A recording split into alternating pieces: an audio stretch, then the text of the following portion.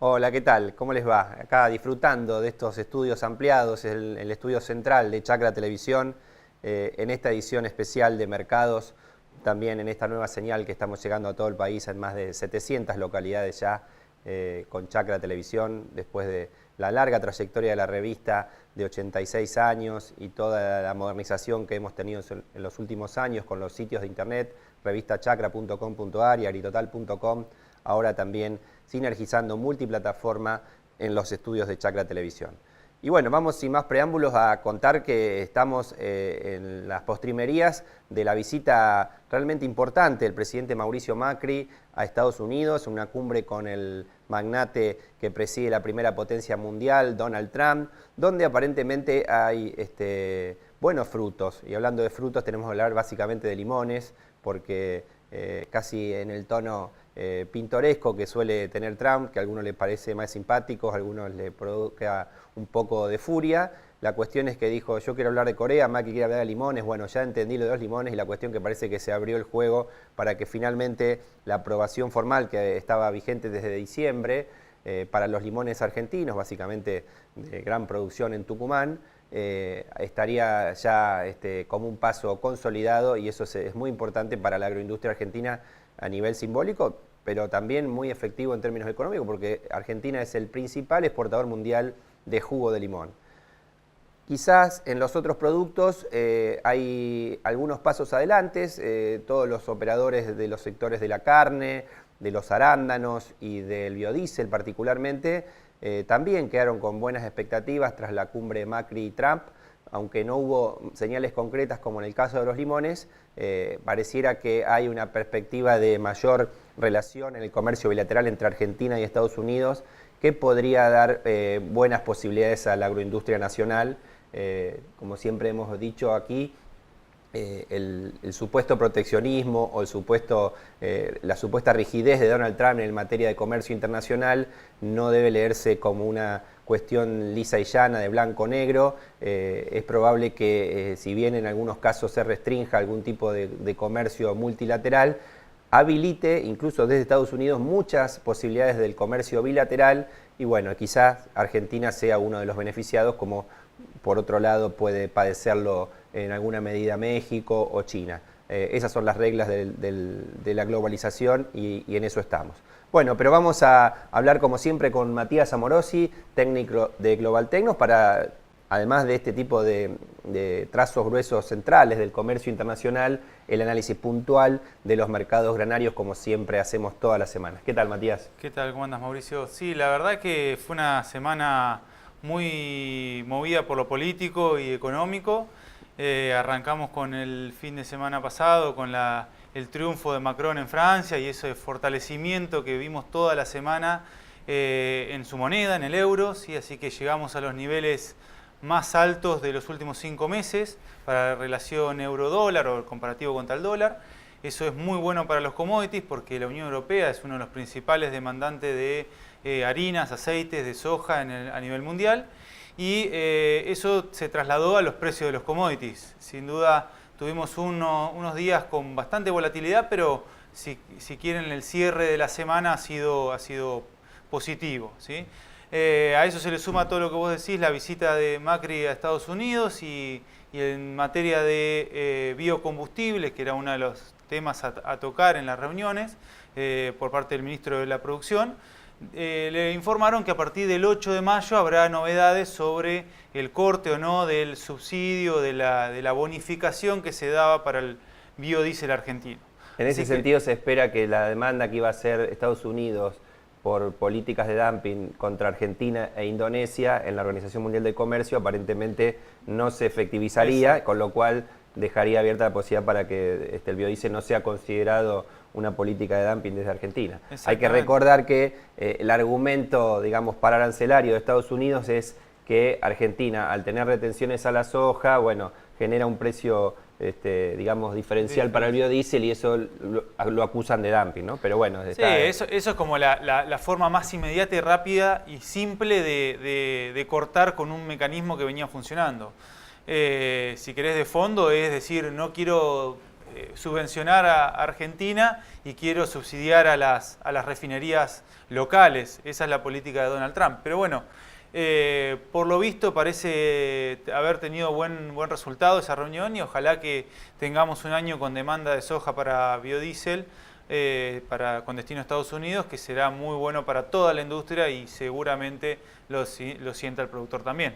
Es muy interesante el comentario que haces respecto de la política, de la geopolítica, con el avance de Emmanuel Macron como eventual próximo presidente de Francia. Hay que entender que esto se tiene que ratificar en el balotaje del 7 de mayo contra Marine Le Pen, pero aparentemente de alguna manera compensaría todas las políticas más proteccionistas que estaban dando vueltas desde el triunfo de Donald Trump, desde el Brexit, y podría haber un eje en Europa más sólido entre Alemania básicamente y Francia, con una política más definida, porque la verdad que hasta ahora el presidente actual, François Hollande, había tenido políticas de alguna manera podemos decir erráticas, que no terminaba de consolidar un esquema claro económico desde la Unión Europea. Ahora parece que se han superado los cimbronazos post-Brexit y habría una claridad. Bueno, todavía falta mucho. Los analistas más cautelosos y serios hablan de que hay más o menos 5 o 7 instancias claves de acá a fin de año hasta noviembre, con elecciones, con definiciones económicas, que terminarían de configurar el nuevo escenario económico. Pero bueno, así como a veces decimos que hay noticias preocupantes, también hay de las otras. Sí, sin duda, y seguro que eso traiga un poco de alivio a la Unión Europea, que está atravesando momentos políticos o atravesó momentos políticos muy drásticos, y hoy esperemos que eso se traduzca a un poco de tranquilidad y de libre comercio, ¿sí? Ahora metiéndonos un poquito en lo que es granos, creo que... Si tenemos, por favor, señor director, sí, cuando pueda, la primera de las placas que habla del movimiento de los fondos especulativos en los 3 principales granos que tiene la Argentina, soja, maíz y trigo. Mientras tanto seguimos conversando sobre esto. Y antes de cambiar de tema, puntualmente te quería decir el tema de biodiesel. Siempre está bueno entender el contexto donde estamos moviendo. Hasta hace un par de años el principal comprador de biodiesel de la Argentina había sido la Unión Europea, con mucha preeminencia de España. Después la expropiación de Repsol y YPF complicó las cosas, y por suerte para el biodiesel argentino, Estados Unidos pasó a comprar hasta el año pasado prácticamente el 80% del biodiesel que se exportaba desde Argentina. Así que bueno, entre Estados Unidos y la Unión Europea vamos a ver dónde nos ubicamos. Exactamente, ojalá que tengamos mercado, ya sea el estadounidense o el europeo. Los dos van a ser una palanca positiva para lo que es la demanda argentina. Así que, como decías vos recién, lo de los fondos especulativos, lo bueno de esto es, y ahí viendo lo que son los 3 gráficos similares y sobre todo fijándonos en las barras verdes, arranca la campaña 17-18 en Estados Unidos con fondos especulativos negativos, o sea, vendidos por debajo del eje cero, ¿sí?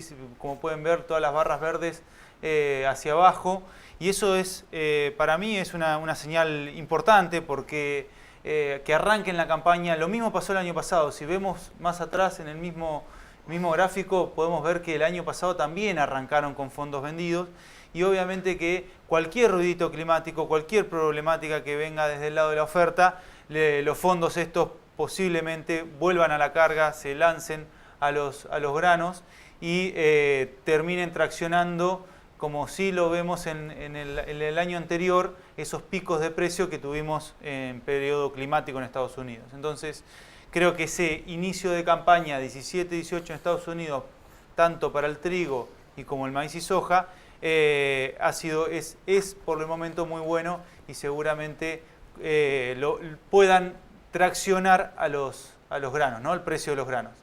Y por otro lado, también digo esto porque ahora se está desarrollando la siembra en Estados Unidos.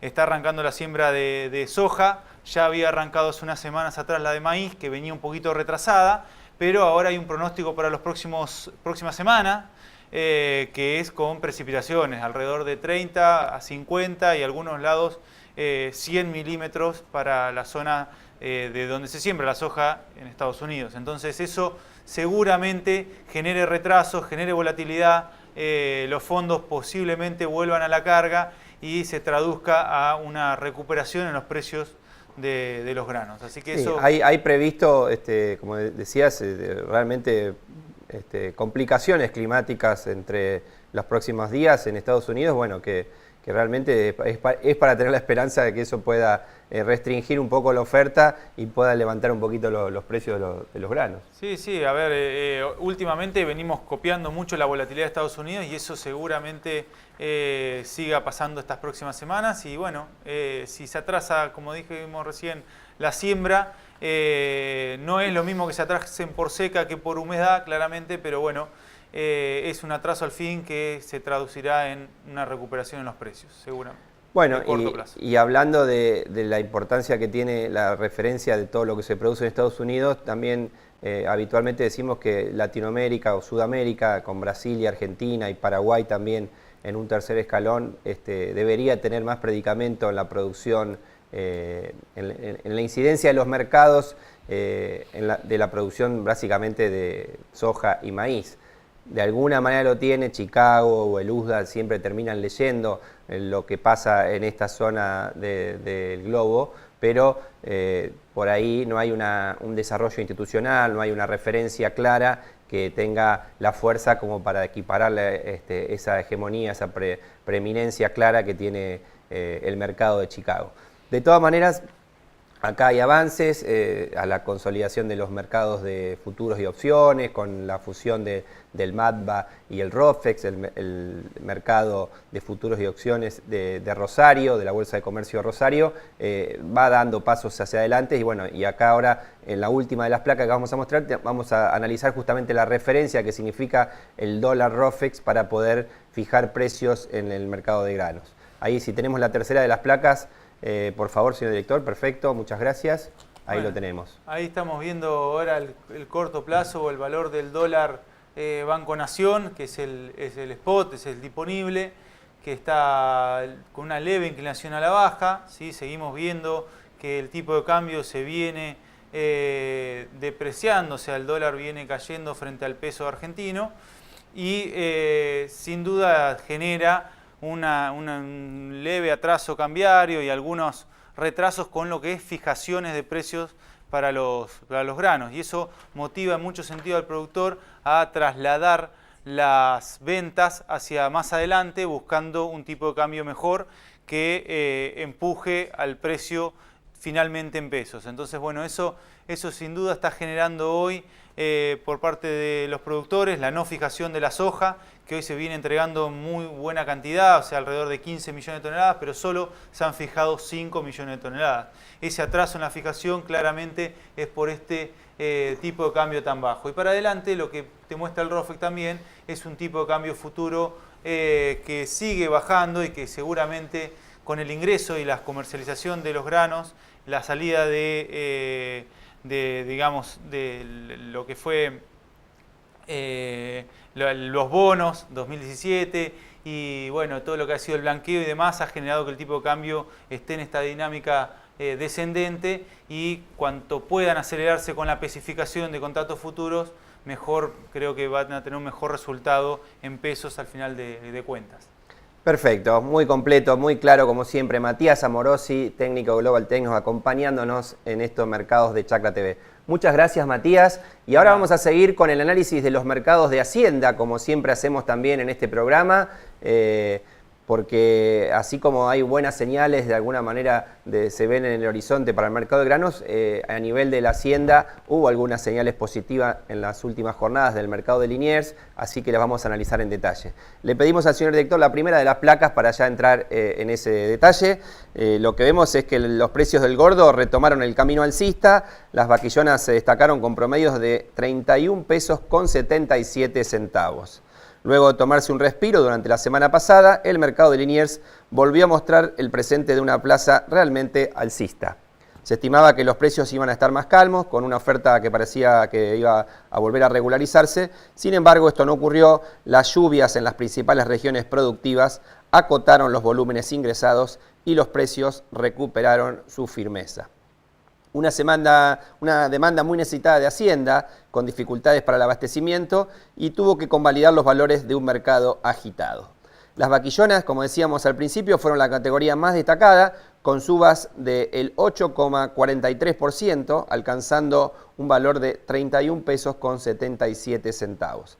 Los novillos, por su parte, se aproximaron a los 30 pesos para el promedio, superando dicha cifra en el caso de los ejemplares más livianos de la categoría 430-460 kilogramos. Dentro de las categorías más livianas de consumo, los terneros especiales salidos de feedlot se llevaron los mejores precios, llegando a lograr algunos máximos de 41 pesos. Por otro lado, en la segunda de las placas de este segmento vamos a ver los precios de la invernada, que no afloja, por cierto. Concluye el mes de abril y la invernada no da señales de debilidad, sino todo lo contrario. Los terneros de 160 a 180 kilogramos superaron los 38 pesos, con máximos cercanos a los 43 pesos. La firmeza del Gordon Liniers evidentemente reanima también este tipo de remates y los productores fildoteros participan activamente con la intención de repoblar sus corrales. Asimismo, la calidad y los plazos de venta colaboraron para sostener los precios de los livianos en un nivel alto. El estado de los campos es bastante bueno, pese a las lluvias y algunos sectores que están más anegados, lo cual en definitiva es favorable para regular la salida de Hacienda a la venta.